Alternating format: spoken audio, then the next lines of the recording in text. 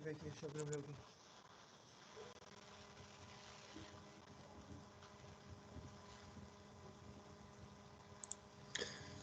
De repente tu errou o e-mail.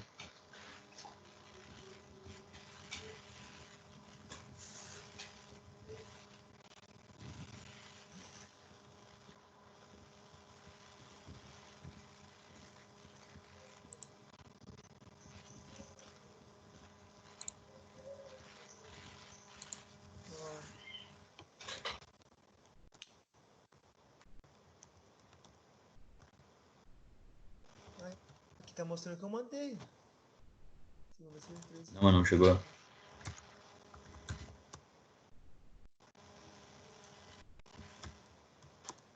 Vê se confere esse e-mail aí que eu mandei no WhatsApp. Vê se é esse aí.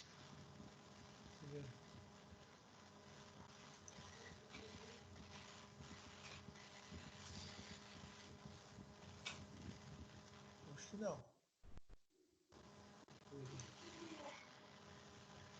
Não. Então coloca esse e-mail aí e me envia.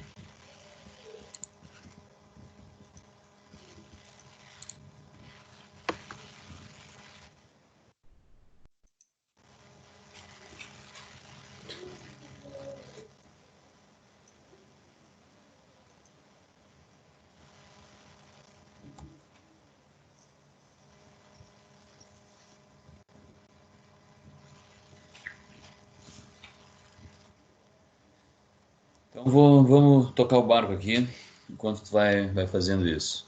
É ponto, né? Eu viro ponto, Valadão. Isso. Valadão, arroba Vírgula não tem no e-mail, não tem vírgula.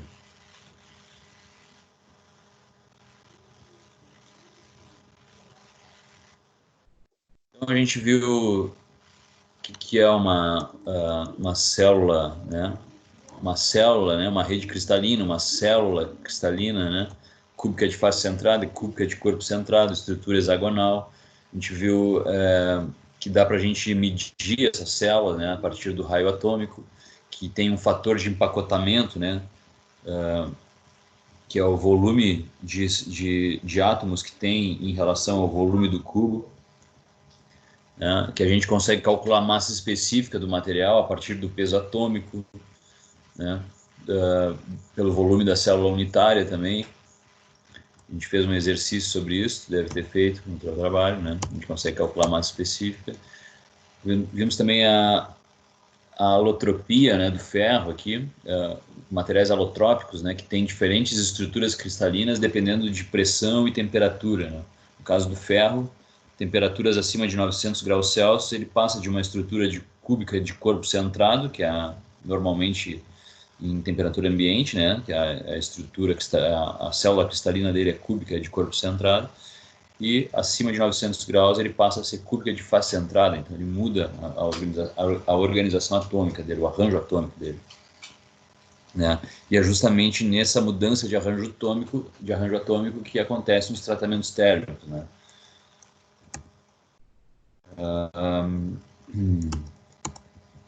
Bom, então temos sistemas cristalinos, né? Então vamos começar a analisar.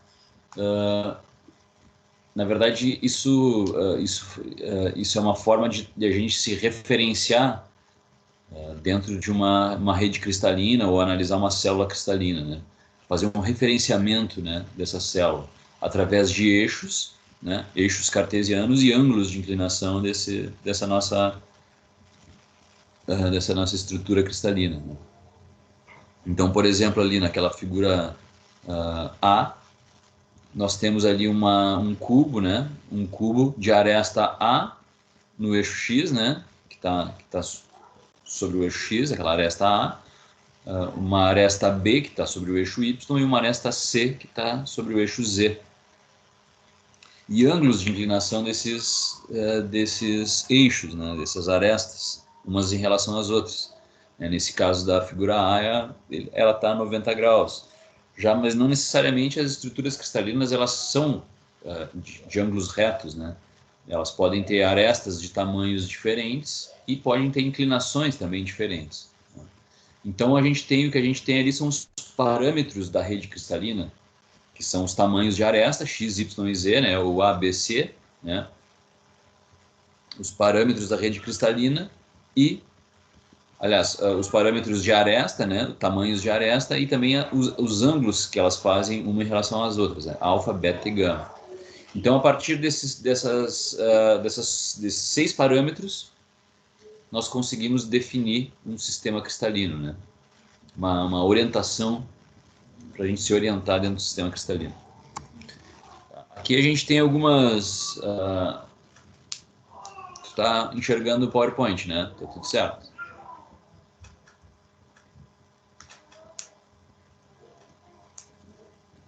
Hein, Elson?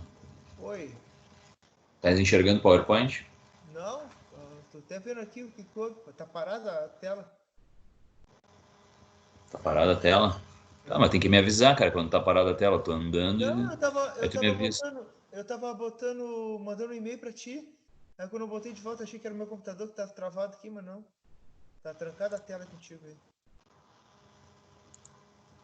Eu tava mandando um e-mail pra ti quando eu botei de volta, eu achei que era o meu computador. Tá, agora vai. Ah, agora vai. Então era disso que eu Agora tava sim. falando, né? Agora sim. Agora era disso que eu tava falando, né? Dos parâmetros de rede cristalina. Tá. Bueno. Então os átomos eles têm possibilidades diferentes, né, de apresentar sua estrutura cristalina. A gente tem um cubo, né, forma cúbica, onde as arestas são iguais, a aresta A, B e C são iguais, e os ângulos alfa, beta e gama são de 90 graus. Né? Hexagonal, né, onde tu tem arestas diferentes, tá? Arestas iguais A e B, mas a altura, né, é diferente, né? E tu tem ângulos também distintos, né? Tetragonal, romboédrico, são formas diferentes de apresentar que os materiais cristalinos, né? Que os materiais cristalinos apresentam. Formas de estrutura cristalina.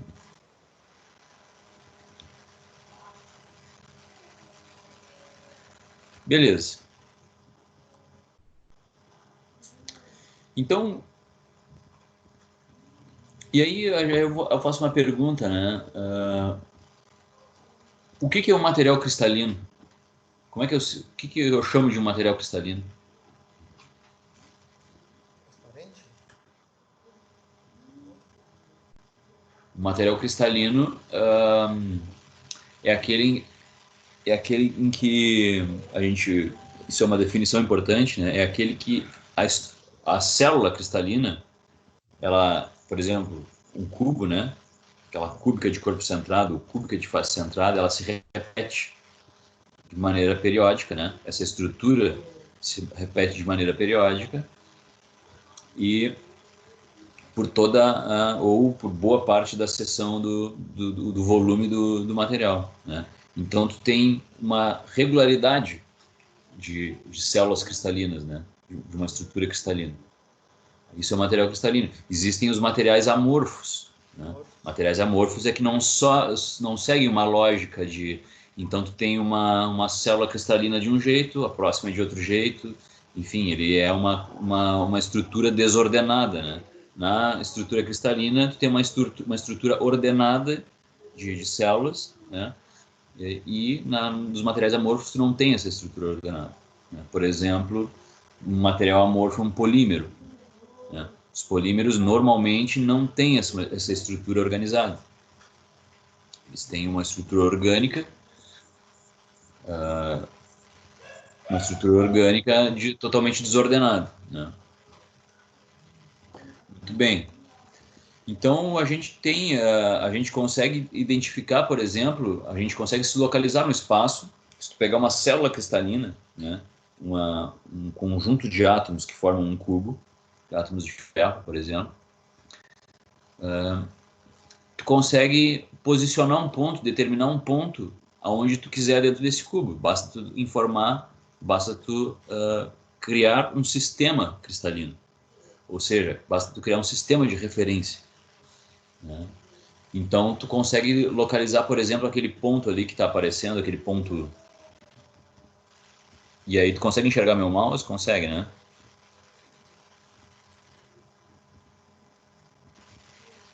Consigo, tô enxergando. Tá. Então, esse ponto aqui nada mais é do que uma coordenada na aresta A, né? Uma coordenada QA, ou seja, Q é um quantitativo, né? Uma fração da aresta A é todo o total da aresta. Então, QA, na verdade, é uma fração, né? Ele simboliza uma fração de aresta. QA, tens uma fração de aresta na direção Y e tens uma fração de aresta na direção Z. Então, tu localiza um ponto no espaço, certo? A partir desses parâmetros de cristalinos, né? Que são A, B e C, e QRS, que são frações dessa aresta. Né? E colocando a origem ali no vértice do teu polígono, né? Do teu cubo. Bem, então se a gente pegar uma estrutura cúbica de corpo centrado, né? Daquela representação ali de esferas pequenas, né? Ou só de centros da esfera, podemos considerar dessa forma, cada canto do cubo ali é um centro de esfera, né? Um centro de átomo. Temos um átomo no meio, que é o número 5, que é um cúbico de corpo centrado. Então, se a gente consegue, através de um eixo, né? De um sistema cristalino, de um sistema de referência, determinar aonde que estão esses pontos. Por exemplo, o ponto número 1 está na origem, então ele é 0, 0, 0, né? Em x, y e z. O ponto número 2 aqui, ó, esse ponto número 2, a coordenada dele é o que? No eixo x, ela tem uma unidade inteira de aresta, né? No eixo y não tem nenhuma e no eixo z não tem nenhuma também, né? Esse ponto está sobre o eixo. Então ele tem uma coordenada aqui, coordenada esse ponto. E assim para todos os outros pontos. Por exemplo, esse ponto no meio aqui, o ponto número 5, ele anda, para te chegar nele, tu tem meio aresta A, meio aresta, essa aresta em Y aqui, e mais meio, uma aresta em Z. Meio aresta em X, meio aresta em Y e meio aresta em Z. Então, tu localiza esse ponto no espaço, que é meio, meio e meio, né? Meio, meio, meio e meio, né? Essas são as coordenadas desse ponto. Muito bem. Então, assim como tu consegue determinar um ponto, tu consegue determinar o que a gente chama de direção cristalográfica. E isso é muito importante, um parâmetro muito importante, que a gente vai percebendo ele no decorrer no andamento da coisa. Então, se tu tem, por exemplo, aqueles pontos que a gente indicou ali, ponto 1, 2, 3, 4, 5, 6, 7, 8, aqueles pontos ali, se eu ligar eles na origem, né, se eu fizer uma ligação entre os pontos até a origem, eu tenho uma reta, certo? Então, na verdade, a gente tem ali um vetor unindo dois pontos. Né? A partir de dois pontos, cria um vetor. Isso. Geometria analítica, aí vocês já viram, já estão cansados de fazer operações com vetores. Tá? Então, por exemplo, e esses vetores, a gente tem alguns índices, né? Que os índices de vetores são, em vez de ser x, y e z, x, y são os eixos de referência, né? Mas a unidade de vetor, né? O vetor unitário, que é o u, v e w. Tá? U na direção x, v na direção y e w na direção z. Então, o que a gente tem ali, por exemplo? Ó? Esse vetor em verde aqui, ele tem uma coordenada, ele tem uma referência aqui de 1, 0, 0. E aí a gente representa entre colchetes. Por que 1, 0, 0, né? Porque ele tem 1 na direção x e 0, ele está sobre o eixo x. Né? Então, tu une um ponto sobre o eixo x, a origem, tu tem esse vetor. Esse azul aqui, nós temos uma coordenada de vetor, nós temos um vetor formado por 1, 1, 0. Ou seja, é 1 em x, 1 em y e 0 em z. Então, ele está no plano xy aqui, né? Conectado com a origem. E assim como temos o vetor 1, 1, 1. Ou seja, 1 em x, 1 em y e 1 em z. Né? Então, temos os vetores aí, né? E o que a gente chama esses vetores de direção cristalográfica. Né? A gente vai entender o que quer dizer isso mais à frente. Por exemplo, então, determinando direções cristalográficas, né? Nós temos aqui esse cubo, tá? E aí a gente quer determinar essa direção. Eu apontei um vetor aqui e eu quero determinar os índices, né? Que são esses valores entre colchetes, a gente chama de índices. Então eu quero determinar os índices desse vetor aqui que tá com a ponta do vetor aqui apontando em metade da aresta. Então o que a gente tem ali? Né?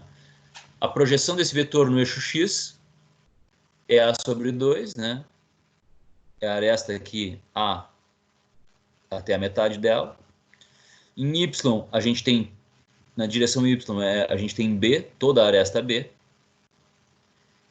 E em z, nós temos zero, nós não temos nenhuma movimentação na direção z, aliás, não temos nenhuma inclinação em direção a z. Então, o que a gente tem?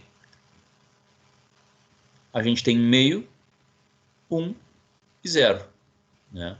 Como a gente não deve representar números fracionários, índices fracionários, a gente multiplicou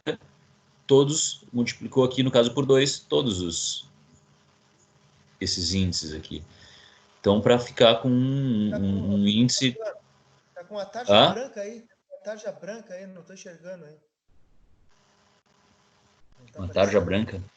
É, tá baseado, não parece. Agora sim, agora apareceu. Tá.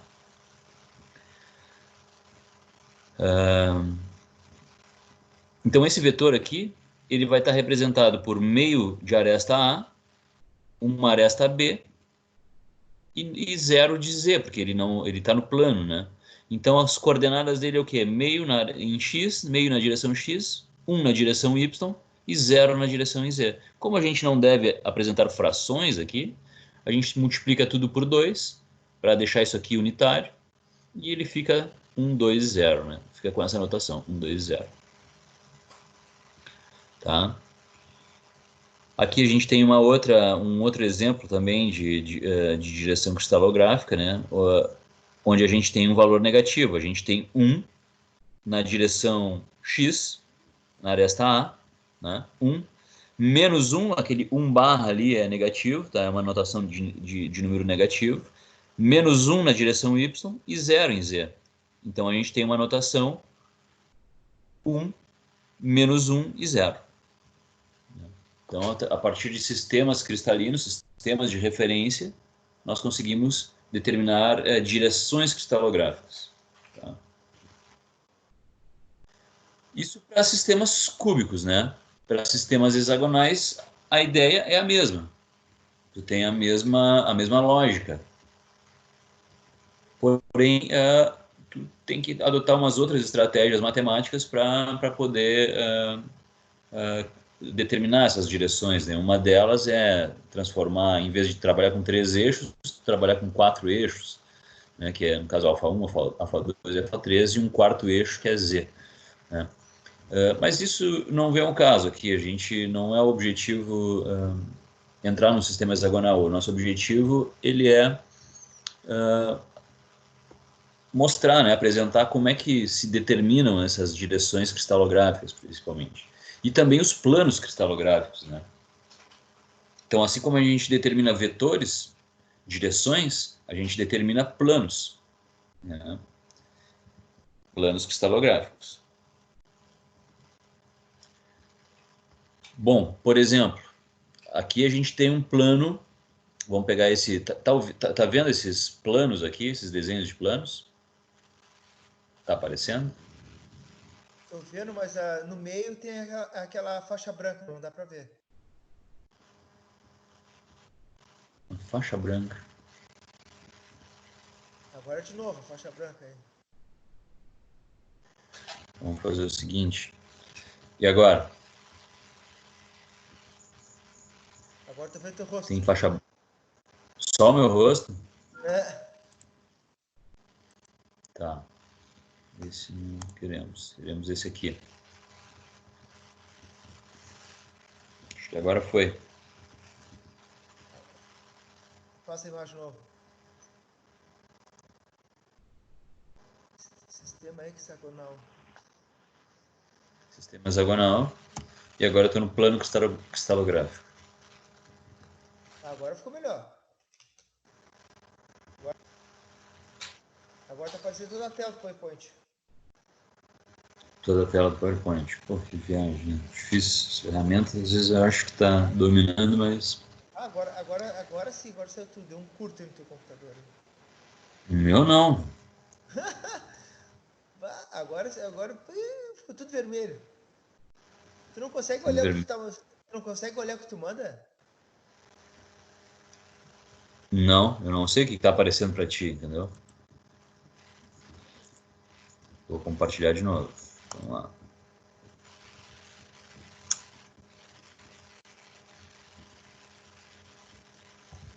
Não tá dando. Não está aparecendo planos cristalográficos, hein? Não.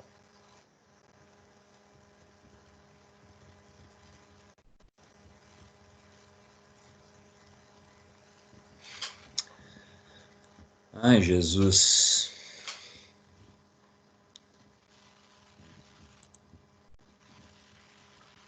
Bom, tá aparecendo meu rosto? Tá. Tá, agora eu vou compartilhar uma tela com contigo, vai ter que aparecer.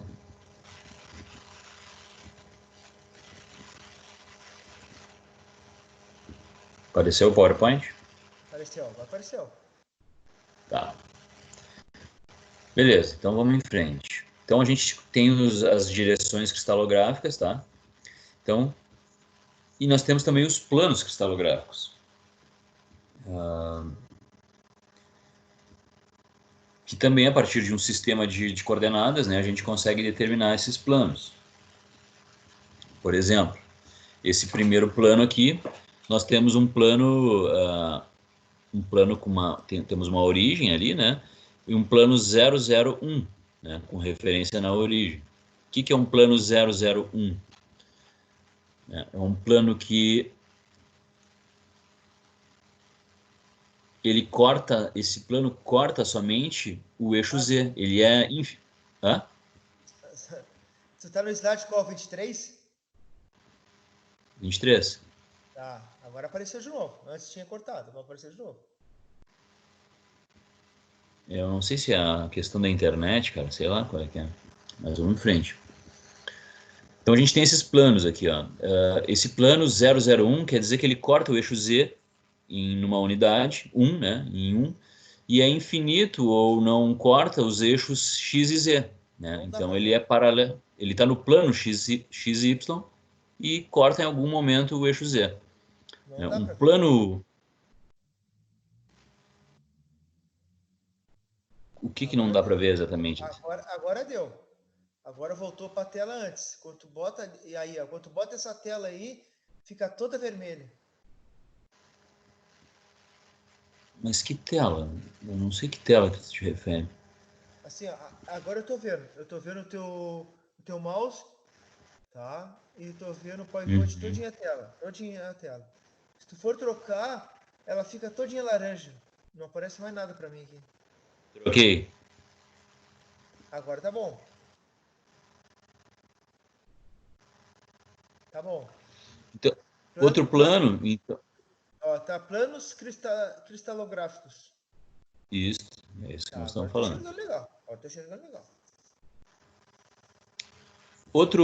Outra unidade, outra coordenadas, né, de planos é um plano 110, com referência na origem, né? Por exemplo, ele corta em 1 o x, ele corta em 1 o y e nunca vai cortar o eixo z.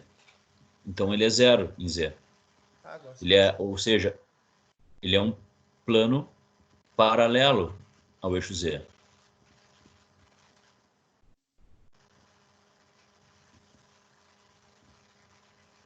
Ficou laranja de novo, Jordano.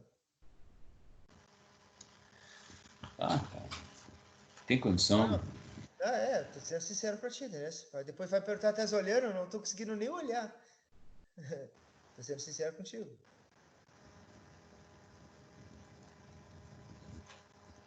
Agora Então eu vou fazer o apareceu de novo. seguinte, eu vou encerrar a transmissão, eu vou encerrar aqui e vou começar de novo, tá? Tranquilo.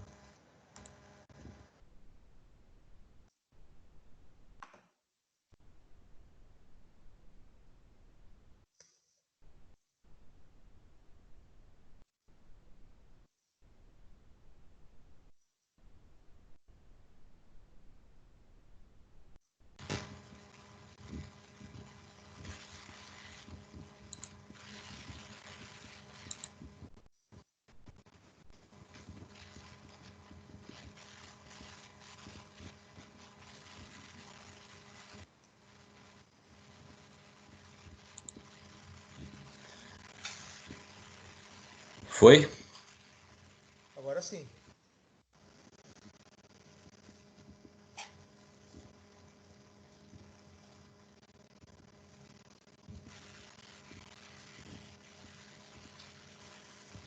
Tá, vamos lá.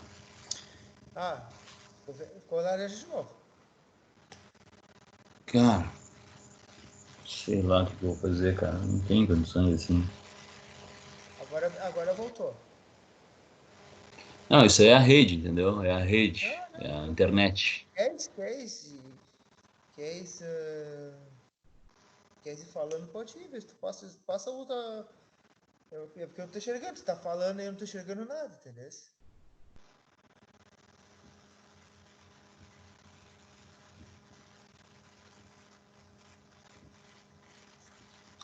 Então eu vou fazer o seguinte, ó. Eu vou pegar esse PowerPoint e vou te enviar ele. Mas também não adianta, entendeu? Não Eu adianta. preciso, o sistema Tá no precisa Ava? funcionar. Tá no Ava isso aí? Ainda não, vou colocar ele depois. Então tá, não, porque se estivesse no Ava, eu já do Ava. Mas também não tô nem conseguindo abrir o Ava. Não adianta nada. Então, como é que tá a tua visão aí? Tá... Laranja. Pegou a visão ou não? Laranja. Hã? Laranja. Tá.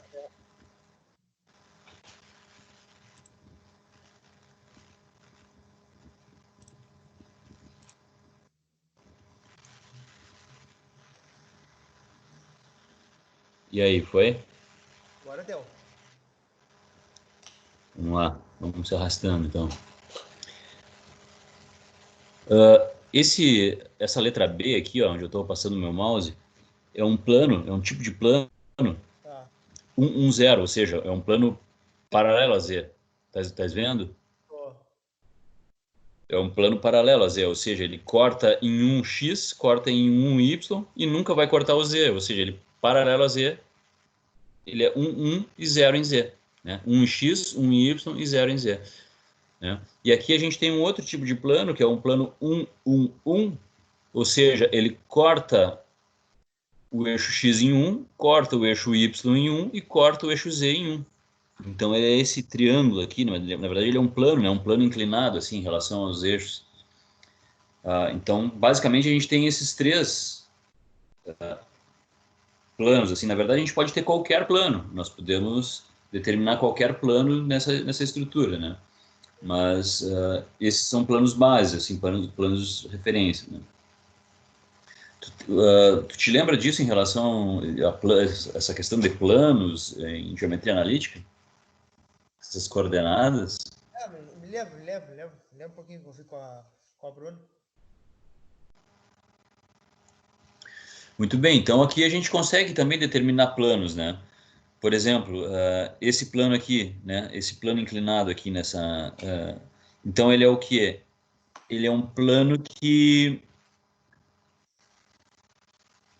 Ele é um plano que não corta o eixo X.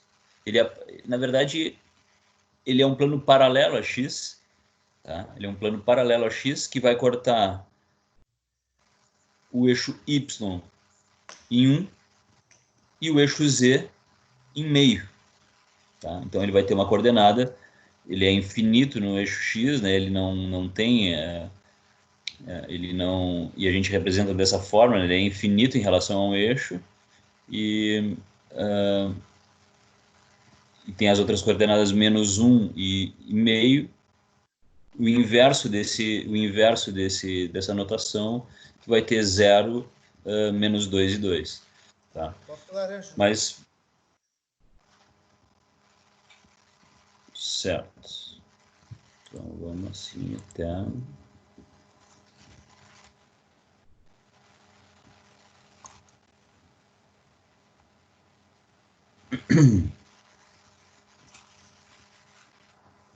Apareceu? Apareceu. Então tá. Então, se a gente pegar um... Isso. Então, a gente, na verdade, a gente tem esses planos, né? Esses planos que a gente chama de planos cristalográficos, né? Então, se a gente pegar, por exemplo, uma estrutura cúbica de face centrada e uma estrutura cúbica de corpo centrado, né? O que acontece? Se a gente pegar um plano numa CFC, por exemplo, e tanto na cúbica de face centrada como na cúbica de corpo centrado, né? Um plano 1, 1, 0. O que isso quer dizer, né? É um plano aqui, ó, que corta o eixo X em 1, corta o eixo Y em 1 e não corta nunca o eixo Z. Então ele é um plano paralelo a Z, né? E esse plano, ele vai fatiar aqui na diagonal do cubo, né? Ele vai fazer uma... Vamos enxergar ele de maneira fatiada nessa estrutura aqui de átomos, né? Dessa rede cristalina. Então, o que a gente tem? A gente tem aqui um número de átomos nesse plano, agregados a esse plano. Não sei se você está me entendendo. Quando eu faço, é como se fosse uma vista em corte. Eu corto a célula nesse plano e eu olho esse corte numa vista frontal e vejo a quantidade de átomos que eu tenho neste plano. E assim como na cúbica de face centrada, na cúbica de corpo centrado, eu faço o mesmo corte, né, um plano 1, 1, 0, e eu vejo essa figura aqui no meu corte. Então, o que eu tenho? Eu tenho quantidades de átomos diferentes em cada corte desse meu plano. Tá? Mas, claro, isso aqui é dentro de um plano, dentro de uma célula que eu criei, um plano criado numa célula cristalina.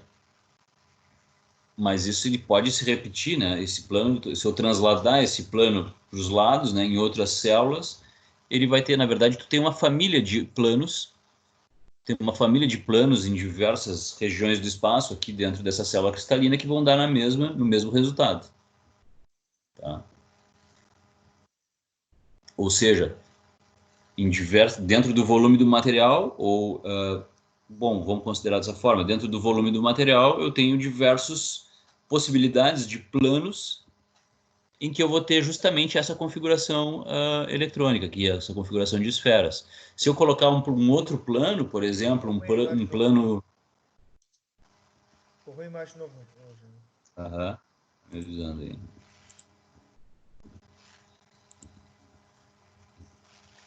Se eu colocar um outro plano, numa outra direção, eu vou ter uma outra configuração atômica aqui aparecendo. Eu não vou ter essa mesma quantidade de átomos nesse plano. Tá?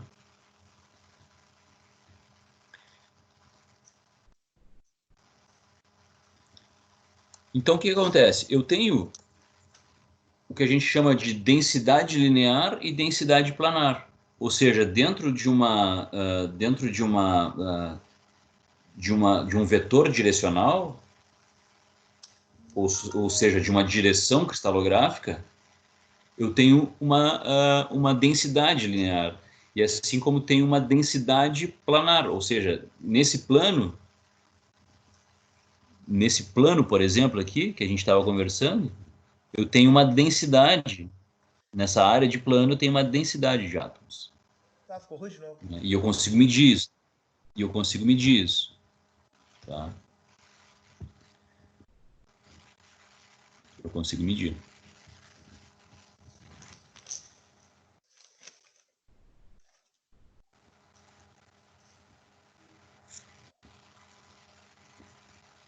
Então, por exemplo, uma densidade planar, né, a partir de um plano cristalográfico que eu criei dentro da minha célula, né, eu tenho o número de átomos do plano divididos pela área do plano. Então, eu tenho uma densidade planar.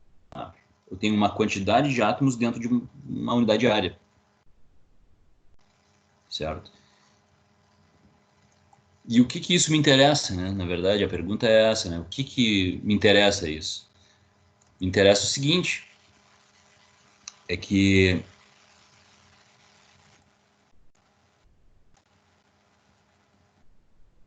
a partir da, quanto maior a densidade de átomos dentro desse plano, é a partir dessa inclinação de plano que os meus escorregamentos vão acontecer. Por exemplo, quando eu estiver fazendo um ensaio de tração, ou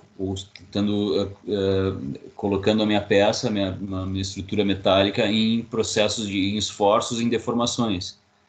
A tendência de escorregamento, de deformação plástica, a tendência de escorregamento dentro dessa deformação vai ser baseado nessas orientações de planos, tá?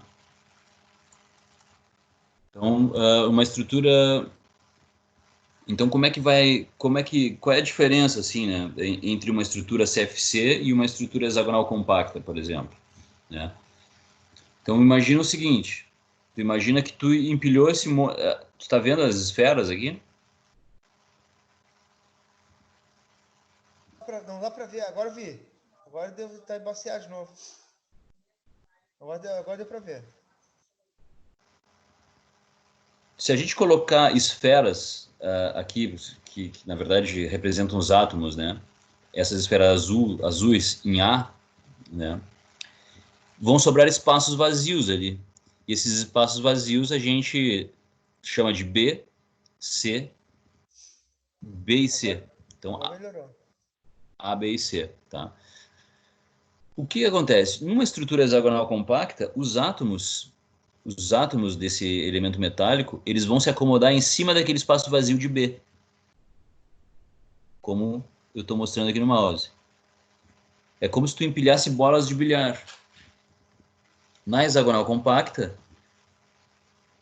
a próxima camada, o próximo plano cristalográfico, vai se acomodar em cima dos espaços em B aqui, ó. Em cima desses espaços vazios em B. E a próxima camada vai se acomodar em cima em cima de A, como está aqui. Né? Então eu tenho a camada de A, aqui embaixo em azul. Essa camada vermelha se acomodou nos espaços em B, a próxima se acomodou em cima de A, na mesma. Então formou uma estrutura hexagonal. Né? Então os planos cristalográficos foram se empilhando, tá? E formando uma estrutura hexagonal. Se fosse de. Se fosse. Agora deu, ficou bom. Tá? Se fosse uma estrutura cúbica de face centrada, nessa mesma condição, as mesmas esferas, as esferas iriam se acomodar em B, a próxima camada iria se acomodar em B, e a próxima camada iria se acomodar nos espaços em C. Então, tem uma acomodação planar diferente. A acomodação desses planos, desses átomos, diferenciada. Então, tu vai ter uma estrutura A, empilhou em B, empilhou nos espaços em C, depois A, B, C. Não sei se eu consegui ser claro nessa questão de empilhamentos. Né? E, se a gente reparar aqui, nós temos um plano cristalográfico. Um plano cristalográfico. Né? Só de bolas azuis. Se a gente fizer pegar esse plano e aprofundar um pouquinho mais na mesma direção e aprofundar um pouquinho mais, nós vamos encontrar um plano de bolas verdes, de esferas verdes, né?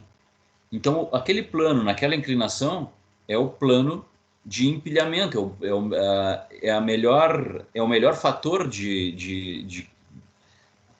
é o ângulo, é a coordenada planar, né? É o plano que melhor representa ou que melhor tem um agregado de átomos dentro da área dele, né? Então, a partir desses planos é que os átomos vão se acomodando, esses planos principais. A gente pode fazer qualquer plano dentro daquela rede cristalina ali. Mas o que tem a melhor acomodação de átomos na sua área é aquele plano ali.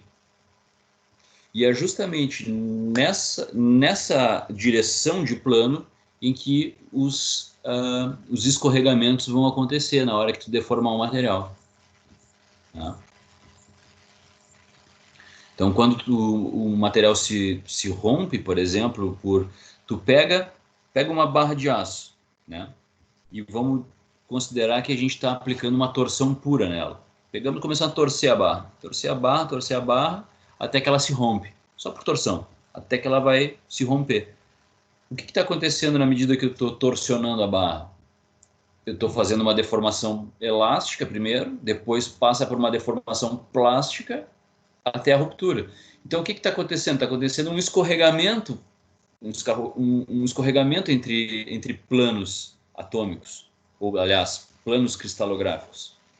Está acontecendo um escorregamento dos átomos, um em relação aos outros, na direção desse plano, né?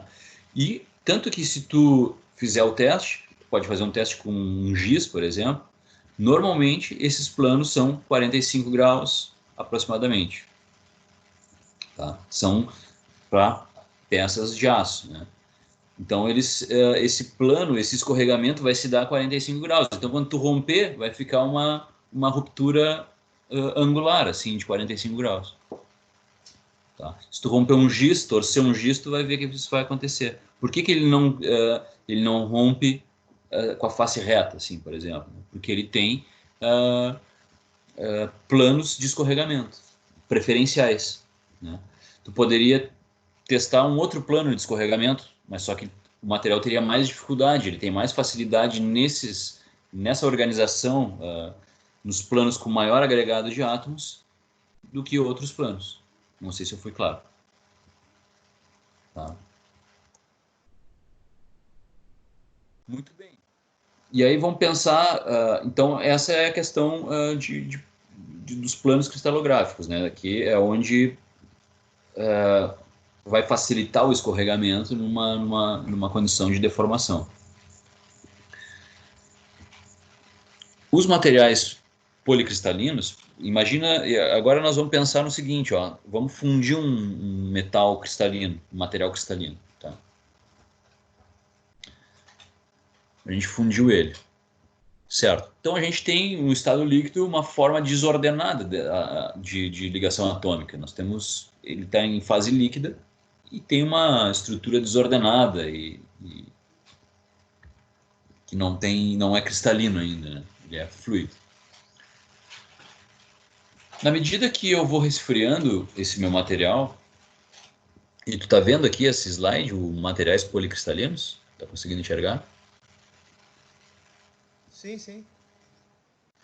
Na medida que eu vou solidificando o meu material, pequenos pontos de solidificação aparecem.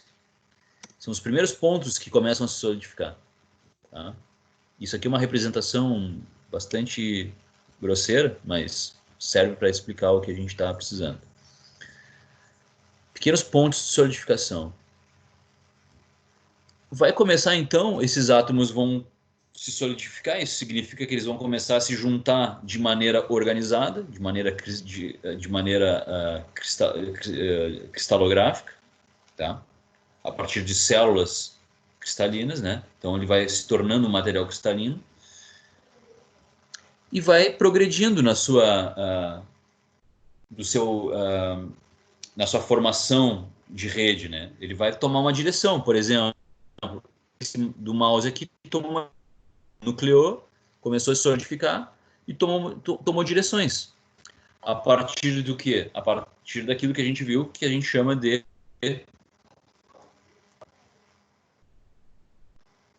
direção cristalográfica. Né? Então ele partiu para uma direção cristalográfica. Certo? E começou a crescer. E, ao mesmo tempo, outros núcleos começaram a crescer a partir de direções cristalográficas aleatórias. Então, um começou numa direção, o outro núcleo começou numa outra direção, o outro núcleo de solidificação começou noutra, e vários núcleos começaram em direções aleatórias.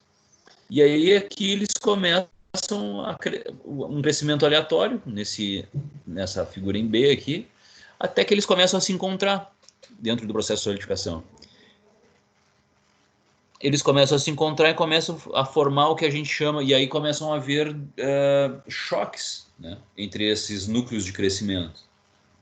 Essas diversas redes cristalográficas, né, começam a se chocar e tomar outras direções, enfim, e começam a ver o que a gente chama de contorno de grão. Começa a se dar o que a gente chama, e a gente vai estudar mais a fundo um pouquinho mais à frente, que é os grãos, né? Começa a se formar os grãos, que é justamente nesses choques, nesses encontros de redes cristalográficas que vêm de maneira aleatória. Né? Então isso é um material que a gente chama, além de ser um material cristalino, ele é policristalino. Ou seja, ele tem muitos cristais. E cada cristal é um grão desses aqui que se formou. Então ele é policristalino. Tá? E digamos se por acaso um material ele cresce numa direção só, ele não nucleia, como nucleia esse cara aqui, por alguma condição de pressão, de temperatura, enfim, ambiental. Em vez dele ter vários núcleos de crescimento, ele parte a partir de um núcleo de crescimento ou poucos núcleos de crescimento. Né? Então, não vai ter outras redes cristalinas crescendo de forma aleatória para barrar esse crescimento desse único núcleo. Então, ele vai tomar uma direção só e ele vai ser um material que a gente chama monocristalino, porque ele não vai ter multicristais como esse exemplo aqui. Ele vai ter pegou esse núcleo aqui, por exemplo, e se propagou numa direção só. São os chamados monocristalinos. Por exemplo, esse aqui é uma pedra preciosa, aí, que são formadas a altas pressões e temperaturas, uma condição de alta pressão e temperatura, onde, durante a solidificação dessa rocha, desses elementos cristalinos, aí, né, desse material cristalino, ele tomou poucas direções. Então, ele é um material que apresenta bastante, principalmente com relação aos... Quando tu lapida essas pedras preciosas, é justamente isso que tu procura. Tu procura um plano de inclinação preferencial. Fica laranja e volta aí. Agora voltou. Voltou, tá com a taxa. Vamos lá. Estamos chegando lá.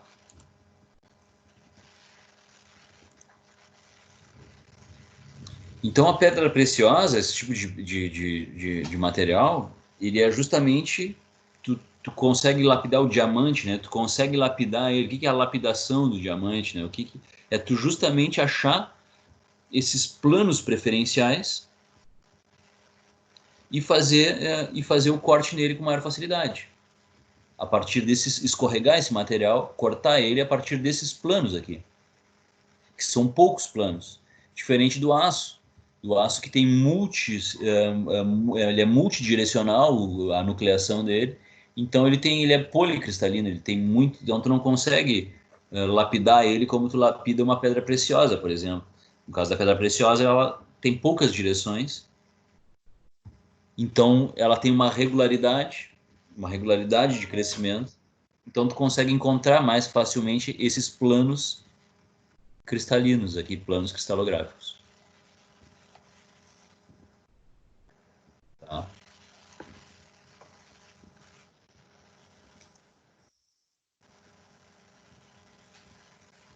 E aí existe um conceito também chamado anisotropia, que é o que, né? As propriedades físicas do material, por exemplo, propriedades mecânicas, propriedades elétricas, ópticas, elas dependem muito dessas direções cristalográficas. Tá? Por exemplo, vamos pensar num material cristalino, né? Um material cristalino qualquer,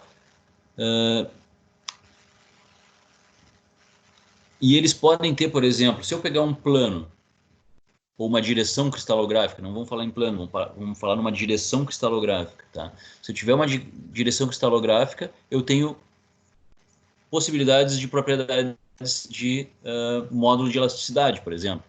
Meu módulo de elasticidade é 1. Agora, se eu pegar um outro plano, uma outra direção cristalográfica, eu tenho uma outra propriedade. Eu tenho um outro módulo de elasticidade. Ou uma outra condutividade elétrica, vamos falar em condutividade elétrica. Né? Numa direção cristalográfica, eu tenho uma condutividade elétrica. Se eu assumir uma outra direção cristalográfica, eu tenho uma outra propriedade, uma outra condutividade elétrica, diferente dessa da primeira. Ah? Não, ficou laranja e voltou de novo a tela.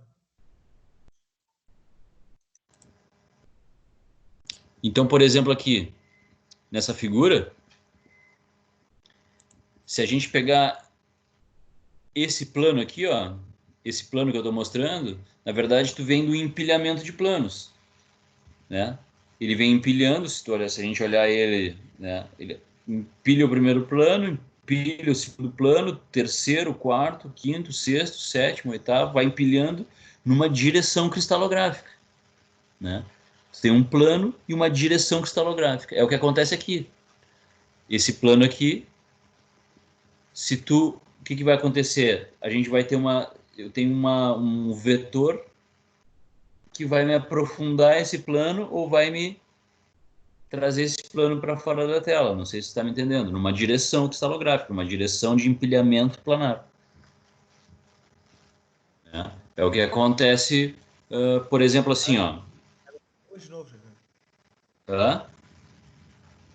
A imagem está laranja de novo. É uma questão assim de. E agora? Laranja. Laranja. Ai, ai, cara. Agora saiu fora. Tá, não, é porque eu tirei. Então vamos pegar assim, ó, por exemplo. Então isso é uma anisotropia, ou seja, dependendo da direção cristalográfica, o teu material vai ter uma propriedade diferente. Numa direção cristalográfica eu tenho uma resistência mecânica, numa outra direção cristalográfica eu tenho outra resistência mecânica. Por exemplo, a madeira. Vamos pensar na madeira como material anisotrópico. Se eu pegar pegar uma chapa de madeira e forçar ela numa direção, eu tenho um comportamento mecânico, né? Vamos pensar assim com um machado, né? Se eu tentar cortar a madeira transversal à fibra, eu vou ter um comportamento de mecânico. Agora, se eu pegar a minha acha e cortar na direção da fibra, eu vou ter um outro comportamento mecânico. Concorda? Sim. Então, isso é anisotropia. Ou seja, tu tem diferentes comportamentos, diferentes propriedades em diferentes direções cristalográficas. Né? É a mesma coisa, a gente pode pegar o material aqui. Ó. Então, quanto mais organizada for a tua rede cristalina, mais regular for a tua rede cristalina,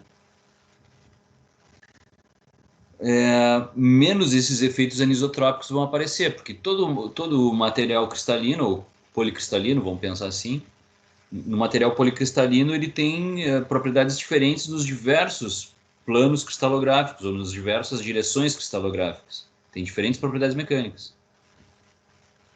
Tá? Mas quanto mais organizada for essa rede dele, menos tu vai sentir o efeito disso. Vamos pensar no seguinte, então materiais que, por exemplo, materiais que não seguem com as mesmas propriedades mecânicas, são materiais chamados isotrópicos, ou seja, independente da direção que tu aplique um esforço ou uma corrente elétrica, não vai mudar essa propriedade dele. Tá? São chamados materiais isotrópicos. E na medida que a tua rede cristalina vai se desorganizando, vai aumentando a anisotropia dele. Né? Ele vai se afastando do isotrópico e se aproximando da anisotropia. Por exemplo, vamos pegar o alumínio. A gente está falando aqui de módulo de elasticidade do alumínio, ou seja, quão rígido é o alumínio. Tá? Vamos pensar dessa forma, rigidez. Nessa direção cristalográfica aqui, 100, ele tem um módulo de elasticidade de 63,7 GB. Agora, numa outra direção cristalográfica, 110, ele tem 72. E numa outra direção cristalográfica, 111, ele tem 76,1 gigapascal de rigidez, vamos dizer assim, né? Que é o módulo de elasticidade. Ou seja, em diferentes direções cristalográficas, eu tenho diferentes propriedades mecânicas. Ou seja, o alumínio é um material policristalino que tem diversas direções cristalográficas, diversas direções de crescimento de grão, né? de crescimento de nucleação e de formação de grão. Então, se tu tem essas diversas direções, tu tem também um grau, um nível de anisotropia.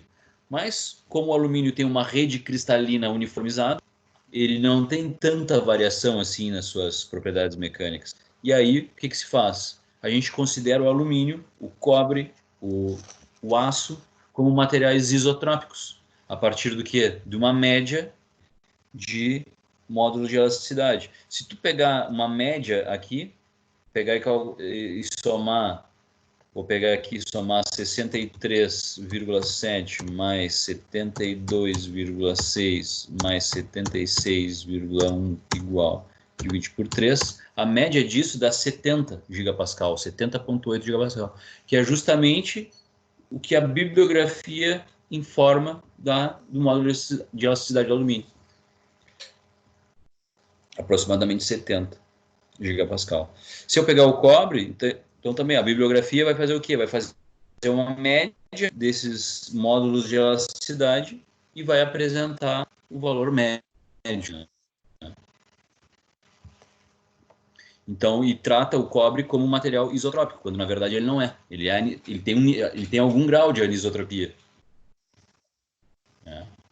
Mas esse grau a gente consegue desconsiderar ele fazendo aí uma média para fins de engenharia, para fins práticos de engenharia, tu considera ele um material isotrópico e faz uma média desses módulos de elasticidade em diferentes direções. Tá? Então, o que a gente tem? Né? O que a gente está acontecendo aqui? Por onde a gente anda? A gente começou lá pelo átomo, né? Falando sobre camadas, sobre número de prótons, peso do átomo, raio atômico, camadas de valência, elétrons, afinidades eletrônicas, né? Tipos de ligações, ligação iônica, covalente. Então, a gente começou a tratar de um nível subatômico, que a gente fala, né? Depois fomos ampliando a lente, começamos a ver que os átomos se organizam em redes cristalinas, né? Cúbica de face centrada, cúbica de corpo centrado, né? Os materiais sólidos cristalinos, né? Cúbica de corpo centrado, cúbica de face centrada, né? Os materiais cristalinos, hexagonal compacta, a forma de organização deles. Vimos que a gente consegue determinar o nível de empacotamento desses, ou nível de proximidade, o nível que esses átomos se juntam, não? Se aglomeram dentro de um cubo, né? Dentro de um cubo que se repete, na verdade, né? Conseguimos determinar uma massa específica a partir disso aí. Tá? E aí fomos ampliando a nossa lente, começamos a falar sobre sistemas cristalinos, sobre direções cristalográficas, sobre planos cristalográficos, né? Sobre como que esses planos vão se sobrepondo e se acomodando uns sobre os outros, né? Esses planos que são planos preferenciais, depois a gente tem que entender bastante bem isso, que esses planos, os planos preferenciais de deslocamento, de escoamento, de escorregamento, na verdade, são planos onde tem mais átomos, né, na área dele. Depois a gente está vendo que na medida que essas estruturas vão crescendo e vão se chocando, vai se formando os grãos, né, os contornos de grão. Então a gente, na verdade, o que a gente está fazendo? A gente está ampliando a lupa, está saindo lá do mundo atômico, subatômico e está vindo, tá saindo, né? Está ampliando a visão. E aí a gente está chegando numa visão microscópica, né? Onde a gente trata de analisar aglomerados de átomos, né? Por enquanto a gente está mais ou menos analisando os átomos se juntando, se organizando, se compactando. E daqui a pouco a gente vai começar a analisar quais são as características desses aglomerados de átomos, né? A gente vai começar a falar já do mundo já mais microscópico, tá? Beleza. O que eu tinha para falar é isso aí, não adianta apertar muito também. Nem adianta mesmo, cara. O macho tá horrível. Eu espero que a gravação tenha ficado boa, né? Acaba que desconcentra um pouco essa questão de a imagem não tá saindo, não tá andando, isso acaba desconcentrando um pouco. Mas é isso aí. A nossa prova, então, aparentemente vai ficar para o dia 27, tá? A aula que vem, então, a gente tem mais um encontro. Revisão, Certo? professor? Revisão? Vou fazer alguma Não sei coisa? ainda, cara. Não sei ainda. Eu acho que nós vamos ter que dar mais uma tocadinha. Eu vou fazer uma outra avaliação valendo 500 pontos. As duas primeiras valeram 250 pontos, cada um. Fechou 500. Agora eu faço mais uma avaliação valendo 500 para fechar a avaliação do primeiro bimestre, as avaliações formativas. Beleza. E aí mais a prova. Tá? Então eu tô formulando a última avaliação formativa, e vou ver como é que vai ser aplicada a prova. Tá bom. Tá? Não tem Então é isso aí, problema. vou botar esses slides no Ava, tá? E essa gravação também, tá? Tá bom. Tá bom. No meu canal no YouTube. Certo, meu? Tá certo, então. Tá bom, então. Beleza. Qualquer Então tá. dúvida, entre em contato aí, tá? Não. Pelo WhatsApp. Por hoje é só, então, professor? Por hoje é só. Então tá. Um abraço, senhor. Tudo de bom, viu? Falou, abraço, cara.